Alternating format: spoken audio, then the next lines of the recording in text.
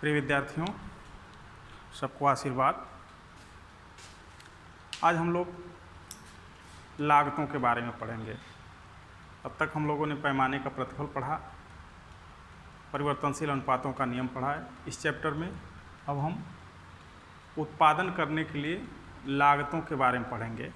कल्पना कीजिए कि एक फैक्ट्री स्थापित की जा रही है जिसमें उत्पादन किया जाना है कुछ वस्तुओं का। तो उसमें कौन कौन सी लागतें आएंगी और उनके लागतों को हम व्यक्त कैसे करेंगे, चित्र रूप में कैसे व्यक्त करेंगे। चित्र रूप में व्यक्त करेंगे तो उनका आकार कैसा होगा और उनका सैद्धांतिक विश्लेषण में क्या उपयोग होगा, इस बारे में आज हम इस चैप्टर में पढ़ेंगे, इस वीडियो में पढ़ेंगे।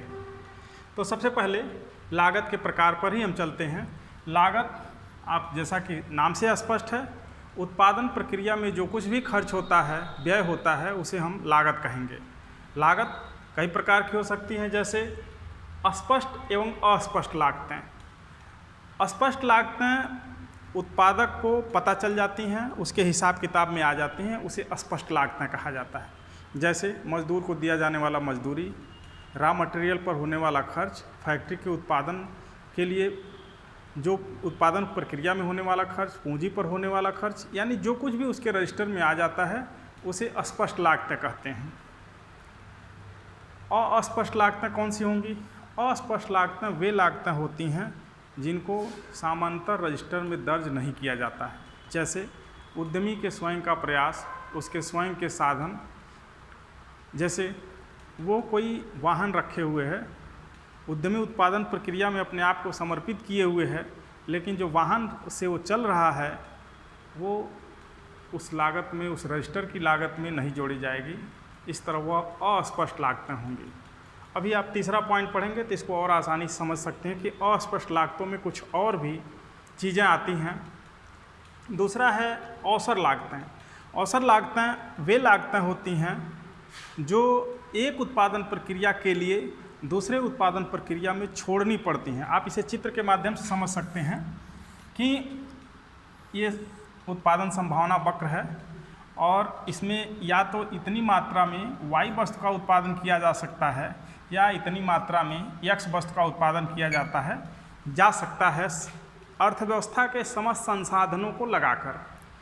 अर्थव्यवस्था के समस्त संसाधनों को लगाकर या तो OX मात्रा में X वस्तु का उत्पादन किया जा सकता है या समस्त संसाधनों को लगाकर OY मात्रा Y वस्तु का उत्पादित किया जा सकता है। लेकिन हमें दोनों चीज़ों की ज़रूरत पड़ती है, इसलिए हम दोनों चीज़ें उत्पादित करते हैं। मान लीजिए उत्पादन संभावना के इस बिंदु पर हम उत्पादन कर रहे हैं, तो इसमें OY1 Y का और OX1 X का उत्पादन हो रहा है।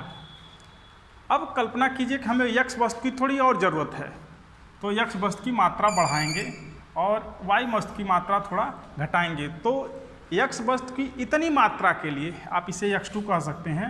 X1 X2 मात्रा के लिए Y1 Y2 मात्रा छोड़नी पड़ती है और ये प्राप्त होती है। तो X1 X2 मात्रा के लिए जो Y1 Y2 मात्रा छोड़ी जा रही है, यही इस मात्रा की अवसर लागत है। एक बार फिर परिभाषा सुन लीजिए कि एक वस्तु के उत्पादन को बढ़ाने के लिए दूसरे वस्तु के उत्पादन को जितना छोड़ना पड़ता है वह एक पहली वस्तु के उत्पादन की अवसर लागत कहलाती है। समाज में बहुत सारे ऐसे उदाहरण मिलेंगे। जैसे आपको पढ़ना है तो इस समय आप पढ़ाई का वीडियो जब देखेंगे तो आपको इंटरटेनमेंट का वीडियो नहीं देखना है, आपको अन्य चीज़ों से ध्यान हटाना है। तो ये आपकी पढ़ाई की लागत हो जाएगी।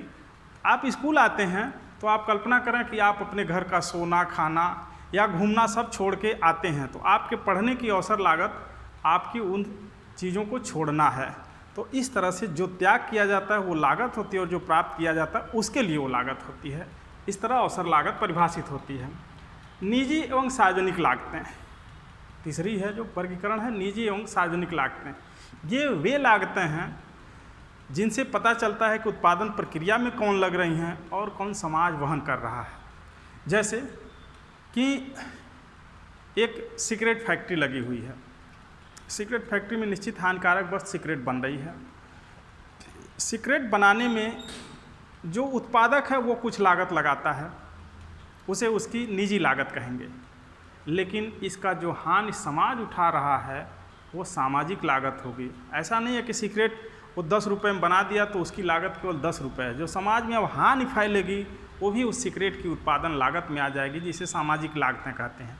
सामाजिक लागतें ऐसा नहीं है केवल नकारात्मक होती हैं, जैसे सिगरेट में, शराब में या अन्य हानिकारक चीज़ों में नकारात्मक लागतें ज़्यादा होती हैं, लेकिन बहुत सारी चीज़ों में लाभदायक लागतें भी ज़्यादा होती हैं। जैसे एक फुलवाड़ी आप बना रहे हैं, निश्चित है फुलवाड़ी, उस बागीचे में सुंदर फूल खिलेंगे, आपको देखकर प्रसन्नता होगी ही, आपकी लागत लग रही है, लेकिन कुछ लोगों को और प्रसन्नता होगी, उनको भी उस फूल की महक मिलेगी, तो उससे जो लागत घटती है वो भी सामाजिक लागत, वो एक तरह से इसकी लागत को घटा देती है।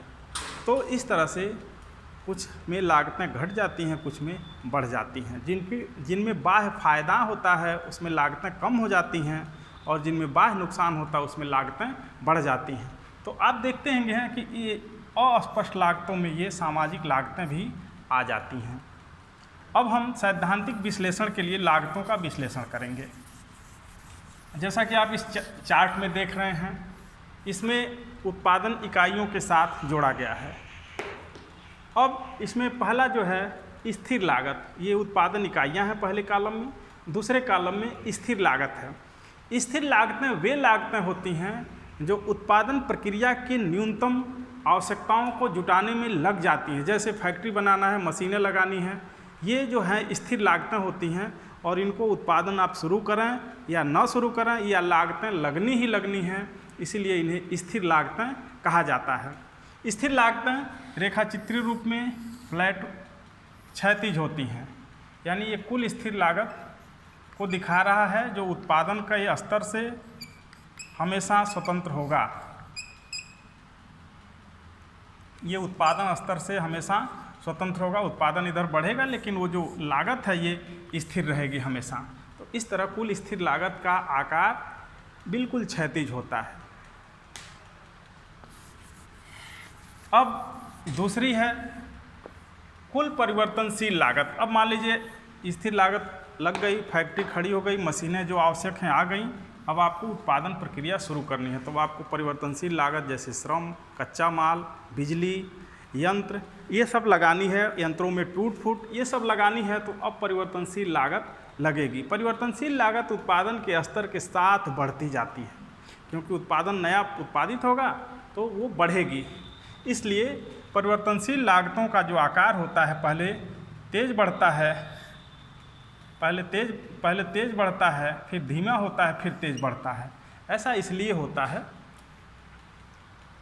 कि पहले उत्पादन प्रक्रिया में ये सारी लागतें आ जाती हैं, तो ये तेज़ी से इसलिए बढ़ता है कि अभी उन सभी संसाधनों का यूटिलाइजेशन नहीं हो पाता जो उसके लिए खरीदे जाते हैं, लेकिन ये समय के साथ इनका यूटिलाइजेशन बढ़ जाता है, इसलिए लागतें थोड़ा धीमे बढ़ती हैं।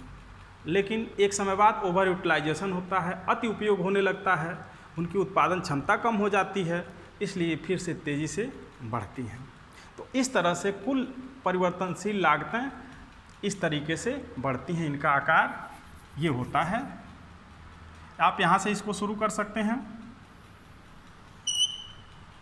लेकिन जब आप इन्हें अगले कॉलम में कुल लागत पर जाएंगे तो स्थिर लागत के ऊपर ये चली जाएंगी, इसीलिए हमेशा इनकी शुरुआत यहाँ से होती है, क्योंकि कुल लागत में कुल स्थिर लागत भी जोड़ी जाती है। तो इस तरह से ये कुल लागत हो जाती है, ये परिवर्तनशील लागत हो जाती है, और ये स्थिर लागत हो जाती है। तो ये कुल का फिगर है। आप इसमें इधर उत्पादन की मात्रा है इस अक्ष पर, इस पर लागत है y अक्ष पर। मुझे उम्मीद है कि समझ गए होंगे। आप इसको, ये जो आप आंकड़े देख रहे हैं, इनको ग्राफ पेपर पर प्लॉट करेंगे, ग्राफ पेपर पर बिंदु लगाकर प्राप्त करेंगे तो आपको इसी तरह का आकार प्राप्त होगा। फिर से एक बार जान लीजिए कि परिवर्तनशील लागतें पहले तेज़ बढ़ती हैं, फिर धीमे बढ़ती हैं, फिर तेज़ बढ़ती हैं।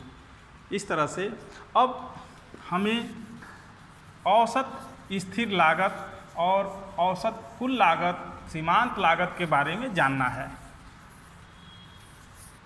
आप देख रहे हैं कि स्थिर लागत हमेशा 20 बनी हुई है, परिवर्तनशील लागत 10, 18, 24, 29, 33, 39, 47, 60, 75, 95 बढ़ रही है।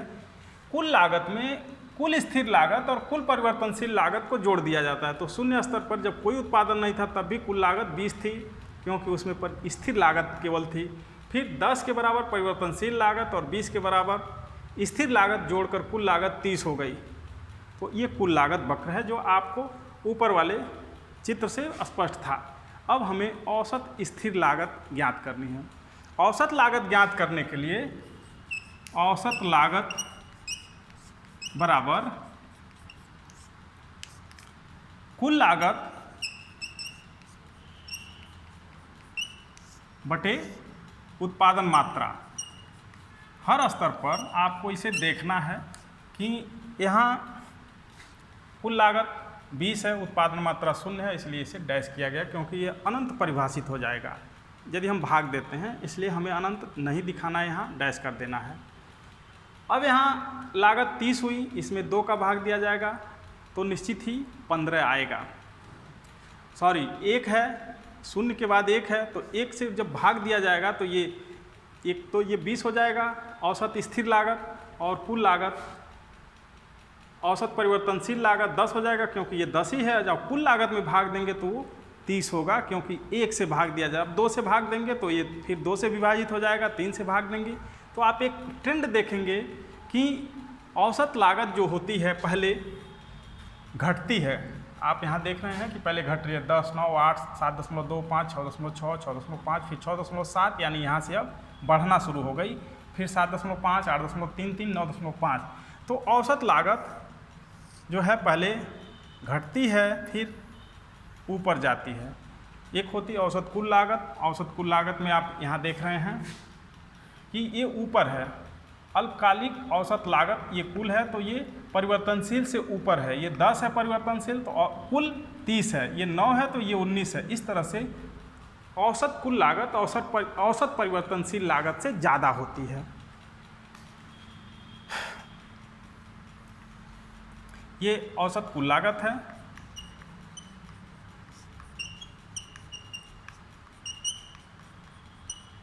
ये औसत परिवर्तनशील लागत है।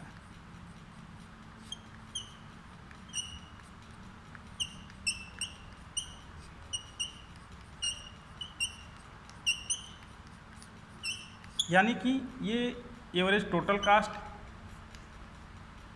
Average variable cost. Average variable cost नीचे होती है और एवरेज टोटल कास्ट ऊपर होती है।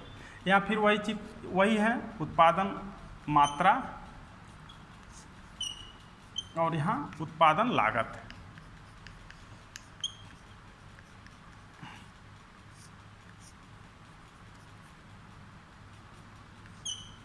तो आप देख पा रहे हैं, इस चित्र को थोड़ा और स्पष्ट बनाते हैं।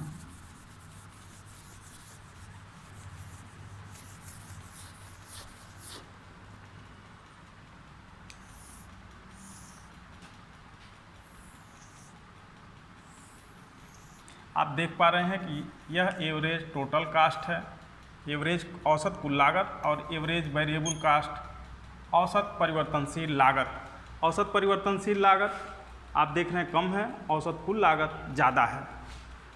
ये आप एक और चीज़ देख रहे होंगे कि इसका न्यूनतम बिंदु इसके न्यूनतम बिंदु से दाहिने तरफ है।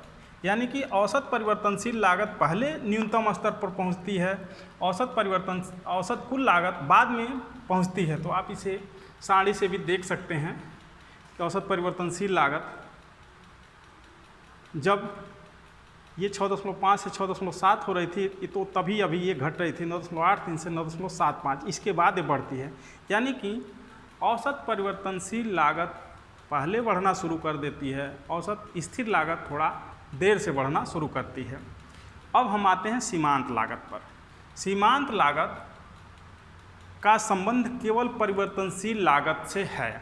इस चीज़ को नोट कर लीजिएगा, ध्यान दीजिएगा कि